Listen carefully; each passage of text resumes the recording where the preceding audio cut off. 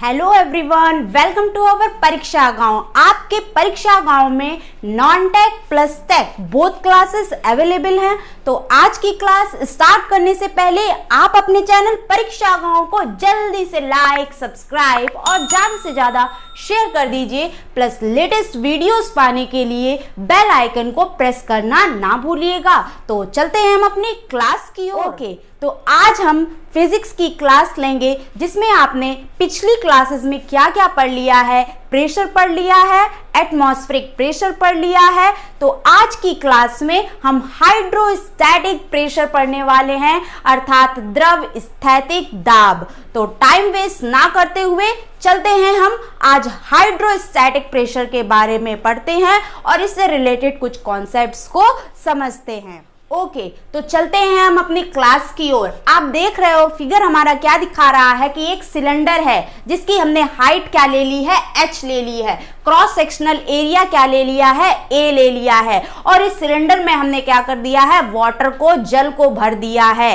अब ये जल क्या करेगा, ये जो वाटर है वो इस सिलेंडर की वॉल्स तथा टॉप और बॉटम पे एक फोर्स एक्सर्ट करेगा और उस फोर्स के कारण यहाँ पर क्या होगा, एक प्रेशर क्रिएट होगा। ठीक है ना, प्रेशर क्रिएट होगा। अब अगर मैं आपसे यहाँ पे पूछ दूं कि इस सिलेंडर के बॉटम पर कितना प्रेशर एक्सर्ट होगा तो आप क्या बताओगे। ठीक है ना, तो देखिए होता क्या है, ये जो वाटर है वो छोटे छोटे मॉलिक्यूल से ही तो बना हुआ है और उन छोटे छोटे मॉलिक्यूल्स के भार के कारण आधार पर एक बल आरोपित होगा।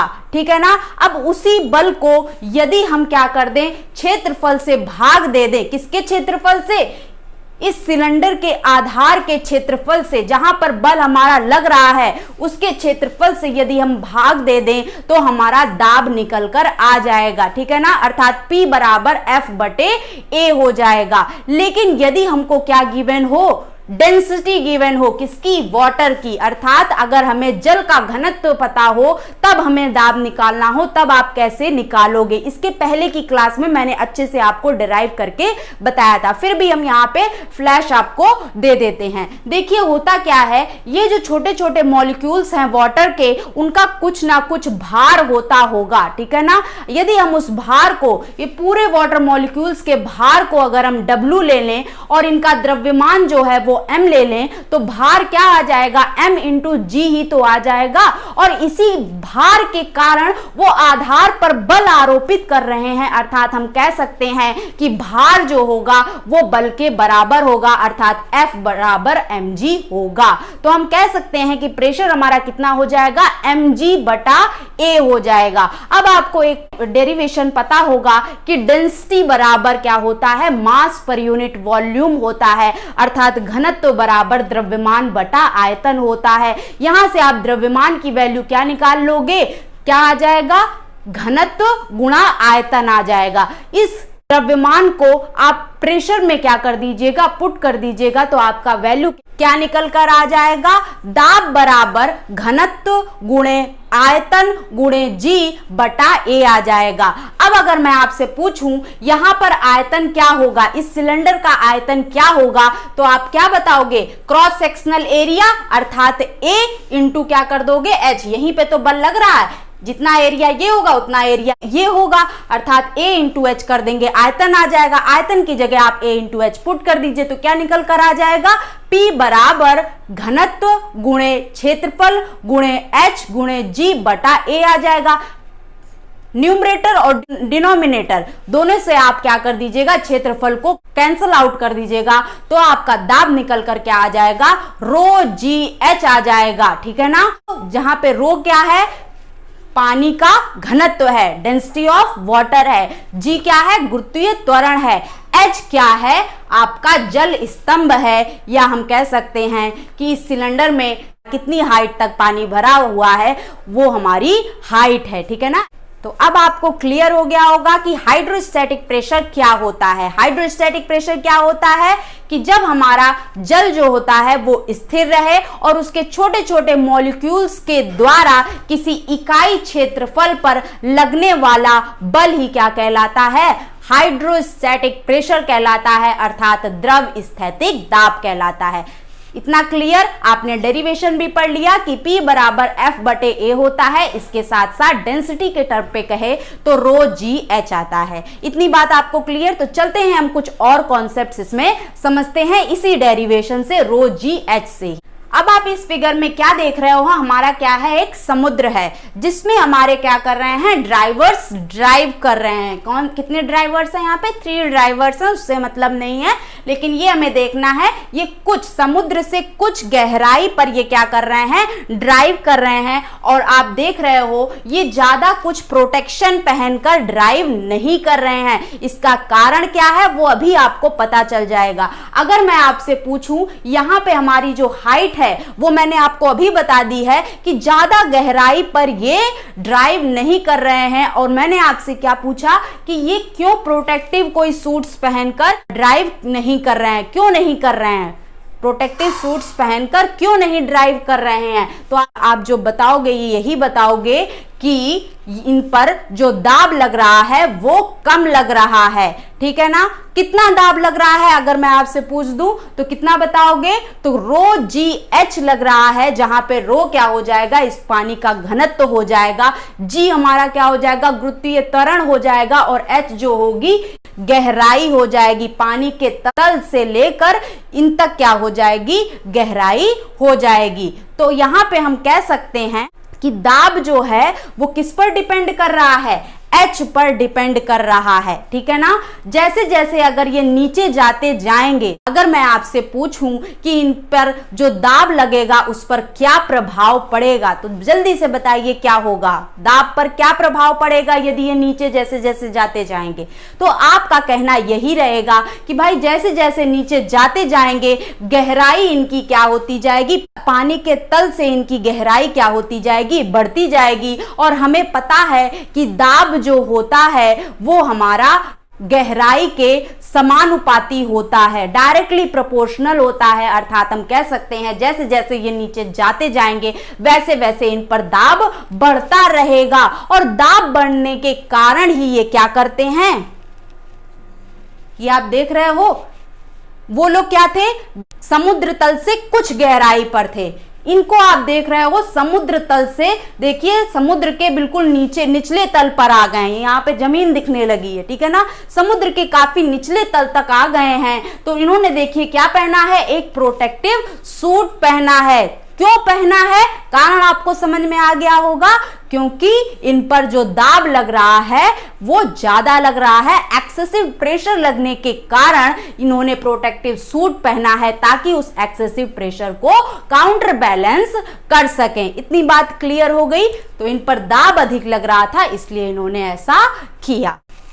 अब आप इस फिगर में देख रहे होगे कि हमारा क्या है, ग्लास में एक वाटर भरा हुआ है और इसमें हमने क्या की है, स्ट्रॉ को डाला हुआ है। स्ट्रॉ को डालने का जो तरीका है वो दोनों में ही अलग अलग है। एक को हमने क्या किया है, पानी के कम गहराई तक डाला है और एक में क्या किया है, पानी के तल से अधिक गहराई तक स्ट्रॉ को डुबोया है। अब अगर मैं आपसे पूछूं कि आपको इस स्ट्रॉ से पीने में आसानी होगी पानी को या इस स्ट्रॉ से पीने में आसानी होगी, जल्दी से सभी का आंसर आना चाहिए।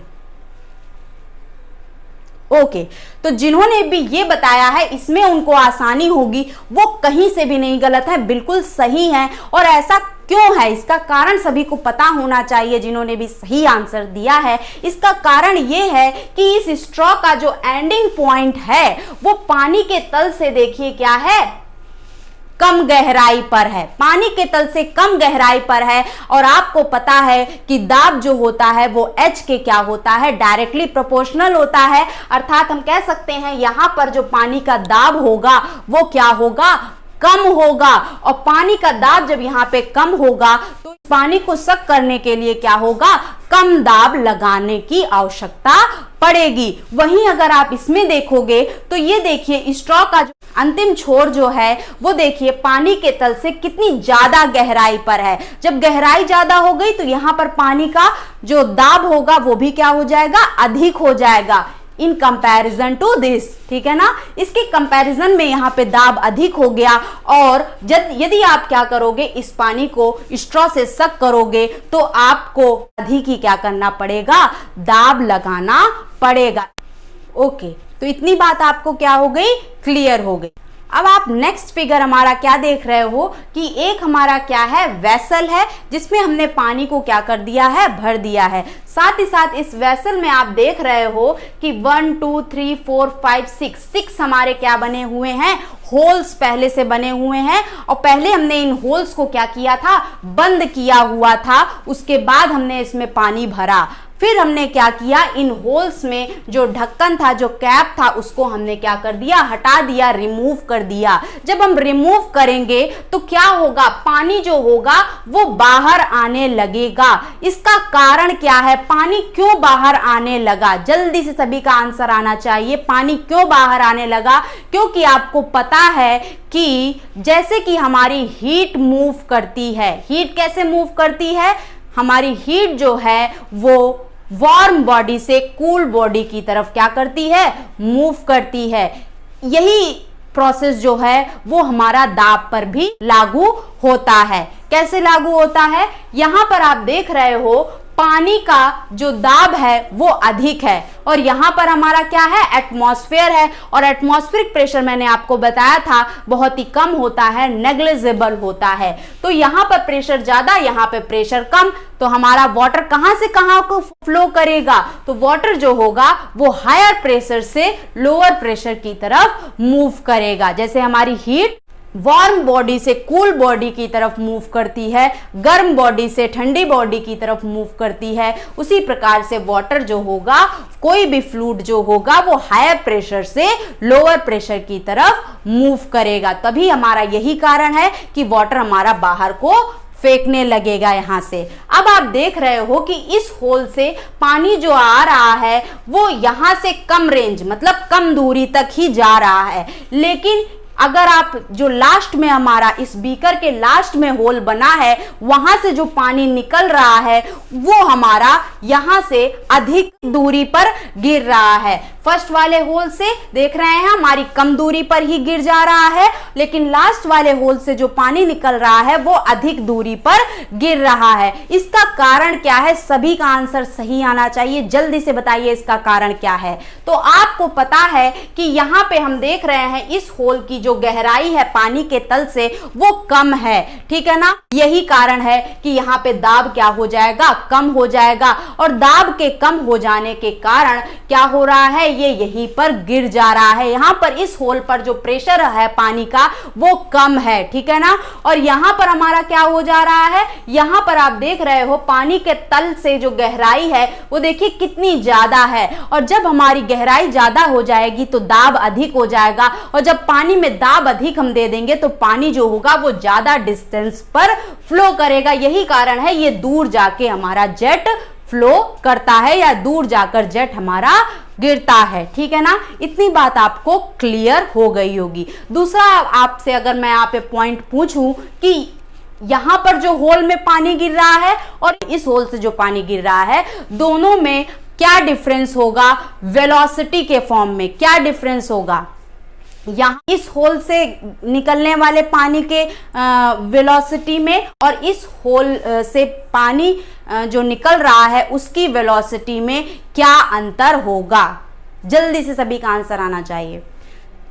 तो यहाँ वेलोसिटी का फॉर्म बताने के लिए बर्नौली प्रिंसिपल का प्रयोग किया जाएगा, और इसका प्रयोग करने के लिए हमें एक सेक्शन यहाँ पर लेना पड़ेगा और एक इस होल पर लेना पड़ेगा। और इन दोनों को लेने के बाद हमारा जो वेलोसिटी निकल कर आती है, पानी का वेग निकल कर आता है, वो √2gh आता है। कह सकते हैं कि वेलोसिटी जो होगी वो √ ऑफ h के डायरेक्टली प्रोपोर्शनल होगी, समानुपाती होगी। जैसे जैसे हमारा h देखिए यहाँ पे कम है, अर्थात यहाँ से जो पानी निकल रहा होगा उसका वेग जो होगा वो कम होगा, और जैसे जैसे गहराई बढ़ती जाएगी वैसे वैसे आपका क्या हो जाएगा, वेलोसिटी अधिक होती जाएगी। अर्थात इसके कंपैरिजन में यहाँ पर जो जल निकल रहा है उसकी वेलोसिटी अधिक होगी, ठीक है ना। तो ये हमारा मकसद था इस फिगर को दिखाने। आते हैं हम कुछ और बातें जानते हैं। ओके, तो अब आप क्या देख रहे हो, यहाँ पर एक क्या है, हॉरिजॉन्टल पाइप बना हुआ है और इस हॉरिजॉन्टल पाइप से डिफरेंट शेप्स के वर्टिकल पाइप्स क्या हैं, कनेक्टेड हैं। डिफरेंट शेप्स के वर्टिकल पाइप्स कनेक्टेड हैं और इनमें हमने क्या किया है, एक साइड से हमने वाटर को फिलअप किया है। जब यहां से हम वाटर फिलअप करेंगे तो इन सभी पाइप्स में क्या होता जाएगा, वाटर फिलअप होता जाएगा। इतनी बात आपको क्लियर हो गई होगी। अब अगर मैं आपसे पूछूं कि इस पॉइंट पर, इस पॉइंट पर, इस पॉइंट पर, इस पॉइंट पर और इस पॉइंट पर दाब कितना होगा, क्या समान होगा, असमान होगा? असमान होगा तो कितना कहां पर होगा, इतनी बात जल्दी से बताइए। यहीं से आपका एक प्रिंसिपल आ जाता है, एक लॉ आ जाता है, यहीं से आपका एक लॉ हमें पढ़ना है और उसका नाम है पास्कल्स लॉ, अर्थात पास्कल का नियम। पास्कल के नियम के तहत उनका पहला स्टेटमेंट क्या कहता है? उनका पहला स्टेटमेंट यही कहता है कि एक स्थिर जल में समान तल पर सभी बिंदुओं पर दाब का मान समान होता है। अब आप यहां पे देख रहे हो पांचों हमारे जो डिफरेंट पाइप्स दिख रहे हैं, इन सभी में जो हमारा वाटर फिलअप हुआ है वो सेम लेवल में फिलअप हुआ है। जब सेम लेवल पर फिलअप हुआ है अर्थात H का मान, इन सभी पॉइंट्स पर अगर हम प्रेशर निकालेंगे तो H का मान क्या रहेगा, सेम ही रहेगा। दूसरा आप देख रहे हो इन सभी पाइप्स में जो पानी फिलअप है वो क्या है, सेम ही है, सभी जगह पानी ही फिलअप है अर्थात घनत्व तो क्या हो जाएगा, सेम हो जाएगा, रो भी सेम हो जाएगा इन सभी पॉइंट्स के प्रेशर में। G का मान ऑलरेडी सेम है अर्थात हम कह सकते हैं कि इन सभी पॉइंट्स पर प्रेशर का मान रो जी एच होगा अर्थात सभी पॉइंट पर प्रेशर क्या होगा, समान होगा। ठीक है ना। अब भी अगर मैं आपसे इसका रिवर्स आपसे पूछ दूं कि यहां से जब हम पानी डालेंगे, जब हम यहां से पानी डालेंगे तो क्या जो हमारी टेढ़ी टेढ़ी जिगजैग में हमारी पाइप बनी है इसमें क्या ज्यादा लेवल तक पानी भरेगा या इसमें कम लेवल तक, इसमें और कम, इसमें और कम, इसमें और कम लेवल तक पानी भरेगा? जल्दी से सभी का आंसर आना चाहिए। जैसे मान लीजिए यहां से हमने स्टार्ट किया पानी डालना तो इनमें जो पानी का भरने का प्रोसेस होगा वो कैसा होगा? ओके, तो आप देख लीजिएगा करके, जब भी आप यहां से पानी को भरोगे तो जो पानी का यहां पर जो चढ़ाव होगा, पानी जो भरेगा वो सेम लेवल में भरता चला जाएगा। जैसे यहां पे आपका पानी इतना हुआ तो इस पाइप में भी पानी इतना ही होगा, इस कैपिलरी में भी इतना ही पानी होगा, इस कैपिलरी में भी इतना ही पानी होगा, उस कैपिलरी में भी उतना ही पानी होगा अर्थात सभी कैपिलरीज में हमारा जो पानी होगा वो क्या होगा, सेम लेवल से भरता हुआ जाएगा। इसका कारण क्या है, सेम लेवल से क्यों भरता जाएगा? क्योंकि यहां पर प्रेशर जो होगा वो समान होगा। ठीक है ना, प्रेशर समान होने के कारण एच बी क्या होगा, समान होगा अर्थात उसी का रिवर्स प्रोसेस मैंने आपको बता दिया। क्यों बता दिया? कहीं से भी क्वेश्चन पुटअप करेगा आप घूमोगे नहीं, बिल्कुल सही आंसर टिक करके आओगे। तो ये हमारा क्या हो गया, पास्कल के नियम का पहला स्टेटमेंट हो गया कि किसी स्थिर जल में किसी भी तल पर अगर हम जाएं तो उस तल पर जितने भी हमारे पॉइंट्स पर यदि हम प्रेशर कैलकुलेट करें तो वो क्या आएगा, समान आएगा। दाब का मान सभी बिंदुओं पर एक समान तल पर समान ही आएगा। अब हम चलते हैं पास्कल के नियम का सेकंड स्टेटमेंट जानते हैं। सेकंड स्टेटमेंट हमारा क्या कहता है? हमारा सेकंड स्टेटमेंट क्या कहता है, आप यहाँ पे फिगर देख रहे होंगे कि एक हमारी क्या है, बॉटल है, पीने वाली, पानी पीने वाली हमने यहाँ पे बॉटल लगाई हुई है और आप देख रहे हो इसमें हमने पानी को क्या कर दिया गया है, फिलअप कर दिया गया है। और यहाँ पर जो पानी के जो छोटे छोटे मॉलिक्यूल्स हैं उनको यहाँ पे रेड रेड कलर में दिखाया गया है। पानी के जो मॉलिक्यूल्स हैं वो रेड रेड कलर में हैं। तो सेकंड स्टेटमेंट हमारा क्या कहता है, पास्कल का सेकंड स्टेटमेंट हमारा ये कहता है कि किसी भी वेसल में यदि हमारा कॉन्फाइंड फ्लूइड भरा हुआ है अर्थात कोई तरल पदार्थ इस तरह से भरा हुआ है कि वो हर तरफ से क्या हुआ है, बंद हुआ है। जैसे कि आप देख रहे हो कि यहाँ पर जो पानी भरा हुआ है वो कहीं से खुला है, कहीं ओपन टू एटमॉस्फेयर है। देख रहे हो यहाँ पे कैप लगी है, कहीं से भी हमारा ये एटमॉस्फेयर के कांटेक्ट में नहीं है। पास्कल का सेकंड नियम क्या कहता है कि यदि किसी वेसल में हमारा पानी भरा हुआ है और वो भी क्या है, कॉन्फाइंड है, ठीक है ना। अब अगर क्या करोगे, उस पे आप क्या करोगे, दाब लगाओगे, उस पर क्या करोगे, यदि दाब लगाओगे तो जितना हम इन पर बल लगा रहे हैं उतना ही बल ये छोटे छोटे पानी के मॉलिक्यूल्स क्या करेंगे, बॉटल की दीवार तथा आधार पर ठीक उतना ही बल लगाएंगे, वो भी लंबवत बल लगाएंगे। ये हमारा क्या कहलाता है, पास्कल का सेकंड स्टेटमेंट कहलाता है, ठीक है ना। पास्कल का जो ये नियम है उसके तहत कई सारी मशीन्स क्या करती हैं, निर्भर करती हैं, जैसे कि हाइड्रोलिक लिफ्ट हो गई, हाइड्रोलिक ब्रेक हो गया, हाइड्रोलिक जैक हो गया। हाइड्रोलिक जैक आपने देखा ही होगा, गाड़ी का टायर जब पंचर हो जाता है तो आप क्या करते हो, दूसरा टायर लगाओगे तो गाड़ी को हमें ऊपर क्या करना पड़ेगा, उठाना पड़ेगा, ऊपर इसको लिफ्ट करना पड़ेगा, तभी ना आप आसानी से टायर को चेंज कर पाओगे। तो उसके लिए आप क्या यूज करते हो, गाड़ी को थोड़ा सा ऊपर लिफ्ट करने के लिए क्या हाथ से किसी के सहारा लेते हो कि भाई उठा दो, ऐसा नहीं है। आप क्या करते हो, हाइड्रोलिक जैक का इस्तेमाल करते हो, जिसके कारण आसानी से हमारी गाड़ी क्या हो जाती है, थोड़ा ऊपर लिफ्ट हो जाती है और हम सरलता से अपने टायर को चेंज कर लेते हैं। तो हाइड्रोलिक जैक जो है वो पास्कल के नियम पर ही आधारित है, वहीं हाइड्रोलिक प्रेस भी हमारी पास्कल के नियम पर ही आधारित है। चलते हैं, हम देख लेते हैं कि हमारा हाइड्रोलिक प्रेस वर्क कैसे करता है। तो ये आप देख रहे हो, ये हमारा हाइड्रोलिक प्रेस है।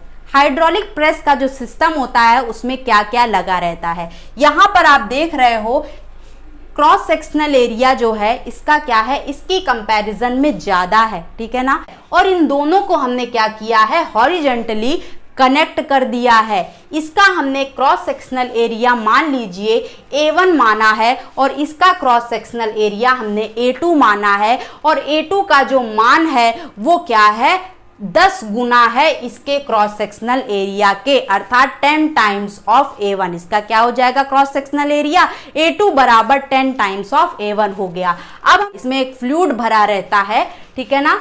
अब देखिए यहां पर क्या कर रहे हैं, ये जो छोटा क्रॉस सेक्शनल एरिया है इस पर हम क्या कर रहे हैं, बल लगा रहे हैं। कितना बल लगा रहे हैं, F1 बल लगा रहे हैं। क्यों लगा रहे हैं, क्योंकि हमें इस गाड़ी को क्या करना है, लिफ्ट करना है। इस गाड़ी को लिफ्ट कराने के लिए इस गाड़ी का जितना भी भार होगा उससे हमें यहाँ पर अधिक ही बल लगाना पड़ेगा, तभी ये गाड़ी क्या कर पाएगी, ऊपर की तरफ लिफ्ट कर पाएगी। तो यहाँ पर हमारा अधिक बल लगाने के लिए हमें क्या करना पड़ेगा, यहाँ पे मान लीजिए कोई हमें F1 बल लगाना पड़ा। कितना बल लगाना पड़ा, F1 बल लगाना पड़ा।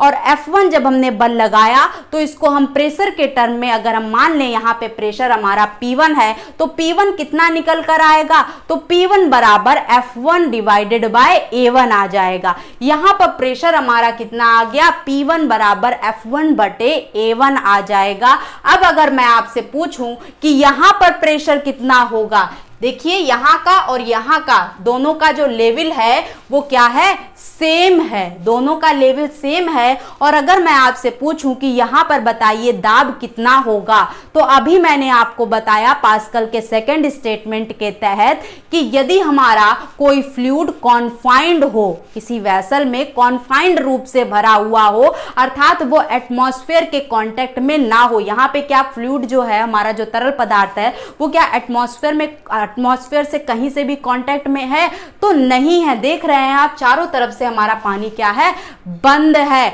अर्थात हम कह सकते हैं, हमने अभी आपको बताया कि यदि किसी वेसल में कॉन्फाइंड फ्लूइड भरा हुआ हो, वेसल में यदि हम बल लगाते हैं तो उस फ्लूइड के द्वारा वो क्या करेगा, उस वेसल पर उतना ही बल लगाएगा जितना कि हम बल लगाएंगे, और साथ ही साथ परपेंडिकुलरली लगाएगा, लंबवत लगाएगा। तो यहां पर हमने क्या किया, दाब कितना लगाया, P1 लगाया। तो दाब जब हम P1 लगाएंगे तो यहाँ का जो तरल पदार्थ होगा यही दाब क्या हो जाएगा, पूरे तरल पदार्थ में समान परिमाण से ट्रांसफर हो जाएगा, संचारित हो जाएगा। सेम मैग्नीट्यूड से यही दाब पूरे फ्लूइड में क्या हो जाएगा, पूरे तरल पदार्थ में ट्रांसफर हो जाएगा। अर्थात हम कह सकते हैं जो दाब हम यहाँ पे लगा रहे हैं वही दाब हमारा यहाँ पर आएगा। अर्थात यहाँ पे अगर हम P2 मान लें दाब को, तो P2 बराबर क्या आ जाएगा, F2 बटा A2 आ जाएगा।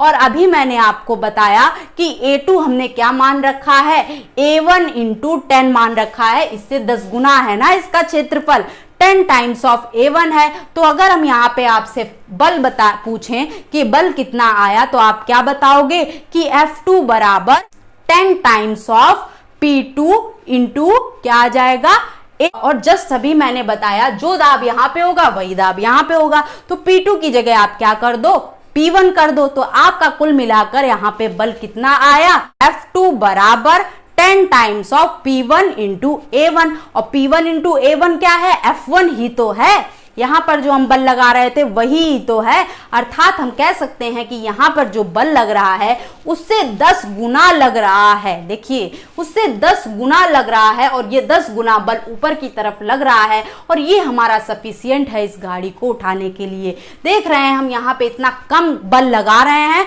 और इस मशीन की सहायता से हमें क्या मिल रहा है, कितना अधिक, 10 गुना अधिक बल प्राप्त हो रहा है। अर्थात हमें अपनी एनर्जी कम वेस्ट करनी पड़ रही है इस मशीन के द्वारा।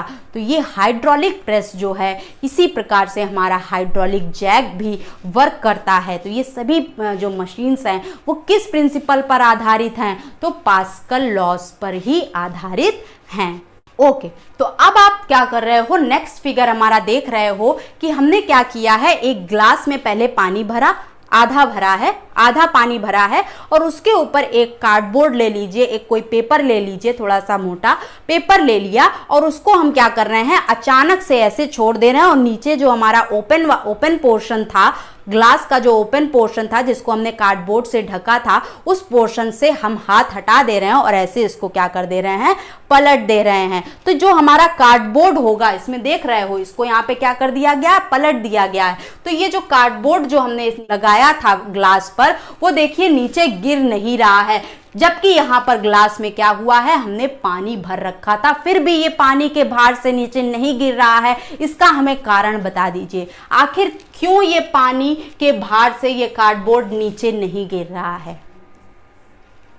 ओके, तो देखिए कारण ये है कि यहाँ पर जो पानी हमारा इस कार्डबोर्ड पर जितना दाब नीचे लगा रहा है, उतना इस कार्डबोर्ड के नीचे जो हमारा एटमॉस्फेयर है, जो हमारी एयर है, ठीक उतना ही दाब ये नीचे से ऊपर की ओर लगा रही है। अर्थात यहाँ पर ऊपर से जो दाब लग रहा है, नीचे से जो दाब लग रहा है, वो समान होने के कारण और साथ ही साथ अपोजिट होने के कारण ये हमारा कार्डबोर्ड नहीं गिर रहा है। तो कारण क्या हो जाएगा, सेम एंड अपोजिट प्रेशर के कारण ये हमारा कार्डबोर्ड नीचे की ओर नहीं गिर रहा है।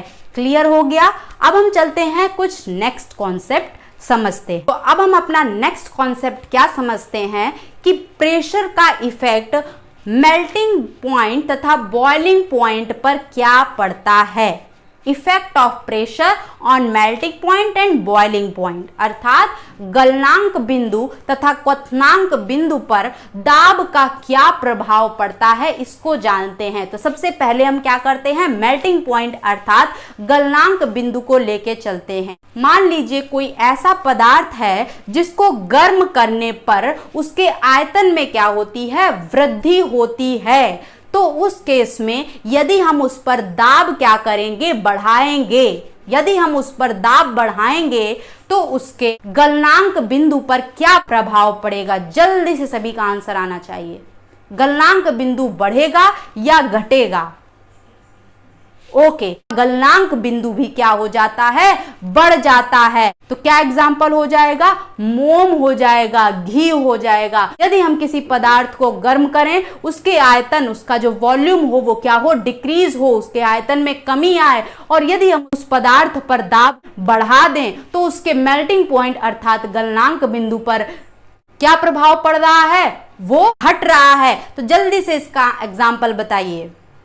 तो एग्जाम्पल क्या हो जाएगा, बर्फ हो जाएगा। नेक्स्ट हम आते हैं बॉइलिंग पॉइंट अर्थात क्वथनांक बिंदु पर क्या प्रभाव पड़ता है हमारे प्रेशर का अर्थात दाब का। याद रखिएगा जितने भी हमारे द्रव होते हैं उन पर जब हम दाब क्या करते हैं, बढ़ाते हैं, तो उसका बॉइलिंग पॉइंट अर्थात क्वथनांक बिंदु जो होता है वो बढ़ जाता है। ये दोनों ही कॉन्सेप्ट्स हमारे याद रखिएगा, कहीं ना कहीं आपसे एग्जाम में पुटअप किया जा सकता है आपको।